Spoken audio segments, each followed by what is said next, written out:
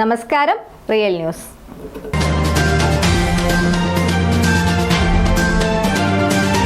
പെണ്ണകം ബാലുശ്ശേരിയുടെ ആഭിമുഖ്യത്തിൽ യുവ എഴുത്തുകാരായ മുബാറക് മുഹമ്മദ്, ഷംസീർ അഹമ്മദ് എന്നിവരുടെ നോവൽ ദുനിയാ ബീവീസിന് പുത്തൻ രീതിയിൽ ചർച്ച സംഘടിപ്പിച്ചു. പുസ്തകം വായിച്ചു വന്നവർ അവരുടെ ആസ്വാദനത്തിൻ്റെ നൂതന ഭാവനകളാണ് ചർച്ചയിൽ പങ്കുവച്ചത്. ഒരു നോവലിനെ പല വീക്ഷണകോണുകളിൽ നിന്നും ഓരോരുത്തരും വിലയിരുത്തി സംസാരിച്ചു. പരിപാടി എഴുത്തനുഭവങ്ങളും വായനാനുഭവങ്ങളും ഏറെ ഹൃദയസ്പർശിയായി പങ്കുവയ്ക്കുന്ന വേദിയായി മാറി.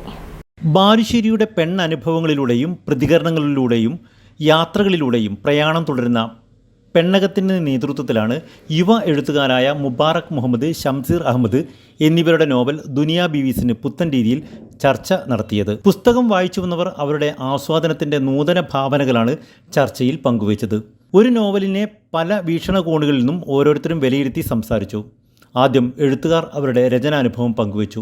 ആദ്യത്തെ അധ്യായം എഴുതി 2 പാരഗ്രാഫ് എഴുതിയപ്പോൾ തന്നെ എനിക്ക് കൈവിറച്ചു. ഇത് അത്ര നല്ല സുന്ദരമായൊരു പരിപാടിയല്ല എന്നുള്ളത് അതോടുകൂടി തന്നെ എനിക്ക് മനസ്സിലായി. ഞാൻ ഒരുപാട് ലേഖനങ്ങൾ എഴുതിയിട്ടുണ്ട്, ചെറിയ കഥകൾ എഴുതിയിട്ടുണ്ട്, പിന്നെ കവിതകളൊക്കെ എഴുതിയിട്ടുണ്ട്. പക്ഷേ ഒരു നോവൽ എഴുതാൻ എനിക്ക് തോന്നുന്നു 10ാം ക്ലാസ്സൊക്കെ പ്രീ ഡിഗ്രി സമയത്ത് എഴുതാൻ ഇരുന്നിട്ട് 2-3 അധ്യായം എഴുതി ഒഴിവാക്കിയൊരു മനുഷ്യനാണ്.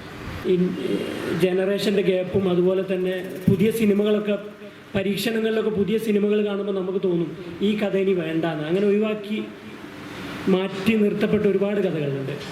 അപ്പോൾ ഇതിങ്ങനെ കഥകൾ ദിവസവും ഇങ്ങനെ ഉണ്ടാവും, അല്ലെങ്കിൽ എന്തെങ്കിലും ഒരു സംഭവം ഉണ്ടാവും നമ്മുടെ അയൽവക്കത്തോ അല്ലെങ്കിൽ നാട്ടിലോ ഓഫീസിലോ ഒക്കെ ചെറിയൊരു സംഭവം ഉണ്ടാകുമ്പോൾ ഞാൻ അതിലെ കഥയാണ് കാണുക, വേറൊന്നും ഞാൻ കാണില്ല. ആ കഥയെ ഞാൻ എടുക്കും, അതിലേക്ക് എന്താണോ നമ്മൾ ആഡ് ചെയ്യേണ്ടത് അത് ഞാൻ കൂട്ടിച്ചേർത്തുകൊണ്ട് ഇതൊരു പൂർണ്ണ കഥാരൂപത്തിലേക്ക് മാറ്റുന്ന ഒരു മെത്തേഡാണ് എൻ്റെ മെത്തേഡ് എന്ന് പറയുന്നത്.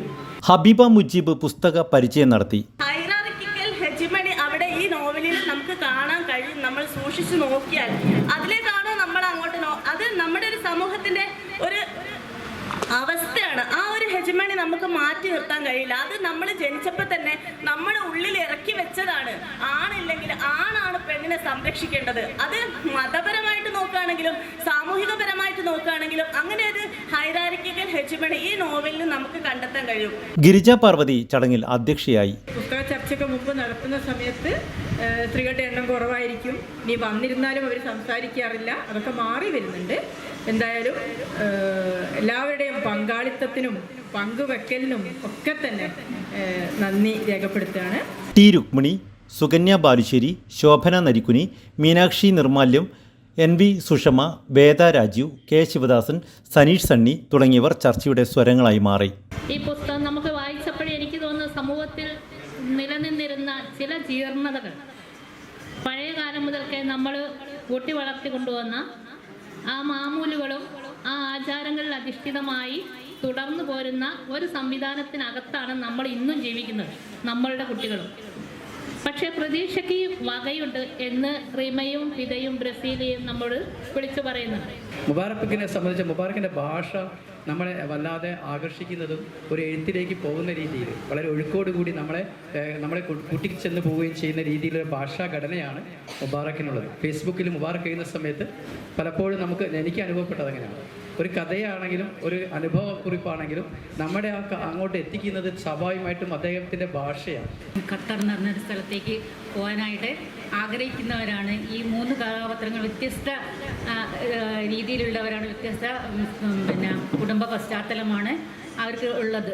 ബ്രസീലിയും ആ 2 കഥാപാത്രത്തിലേക്കാളും കുറച്ചും കൂടി വ്യത്യസ്തമായിട്ട് ഈ റിമയും ബ്രസീലിയും ഭയങ്കര ബോൾഡായിട്ട് അല്ലെങ്കിൽ എന്ത് ചെയ്യാൻ മടിയില്ലാണ്ട് അല്ലെങ്കിൽ എന്ത് സാഹചര്യത്തെയും നേരിടാനുള്ള ഒരിത് വരുന്ന സമയത്ത് പക്ഷേ ഈ ഫിദ എന്ന് പറഞ്ഞ ക്യാരക്ടർ കുറച്ചും കൂടി ഡിഫറെൻ്റ് ആയിട്ട് തോന്നിയിട്ടുണ്ടായിരുന്നു.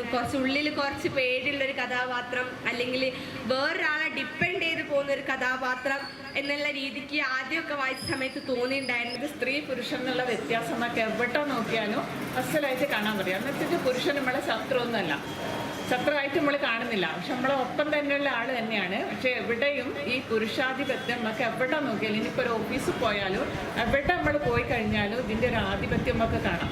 അപ്പോൾ അതിനൊക്കെ ഈ 3 പെൺകുട്ടികൾ അതിനൊക്കെ നല്ല രീതിയിൽ തന്നെ അതിജീവിച്ചു. ഞാൻ 2 പ്രാവശ്യം പുസ്തകം വായിച്ച എൻ്റെ റീഡിങ്ങിന് അപ്പുറത്തേക്കായിരുന്നു അബീബിൻ്റെ റീഡിങ്. കൃത്യമാണ് അബീബ് പറഞ്ഞത്. ഇത്ര തൻ്റെടിയ സ്ത്രീകൾക്ക് ഇതിനാണ് പുരുഷൻ്റെ ഡിപ്പെൻഡ് എങ്ങനെ ചെയ്തു എന്നുള്ളതാണ്. അത് വേണമെങ്കിൽ എന്നാൽ വിമർശനാത്മകമായി കാണേണ്ട സാധനം തന്നെയാണ്. എനിക്ക് ഫിദയുടെ കുടുംബത്തെ വളരെയധികം ഇഷ്ടപ്പെട്ടു. കാരണം എന്താണെന്ന് വെച്ചാൽ ഫിദേൻ്റെ ഒരു പുരുഷന്മാരും പറയാത്തൊരു കാര്യമാണ് ഫിദയുടെ അച്ഛൻ പറഞ്ഞിരിക്കുന്നത്, ഉപ്പ പറഞ്ഞിരിക്കുന്നത്. അതായത് എനിക്ക് ഒരു അനിയത്തിയോ ഒരു കുട്ടി കൂടി കളിക്കൂട്ടിന് ഒരാളും കൂടി ഉണ്ടായിക്കൂടായിരുന്നോ എന്ന് ഫിദ ചോദിച്ച സമയത്ത് അച്ഛൻ പറയുന്നുണ്ട്, എൻ്റെ ജമീലയുടെ ആദ്യത്തെ പ്രസവത്തിലുള്ള വേദന കണ്ട് സഹിച്ചുകൂടാഞ്ഞിട്ടാണ് അടുത്തൊരു കുട്ടി വേണ്ടാന്ന് ഞാൻ തീരുമാനിച്ചതെന്ന്. VP രാജലക്ഷ്മി സ്വാഗതവും ശൈലജ കുന്നോത്ത് നന്ദിയും പറഞ്ഞു. Real news Balussery.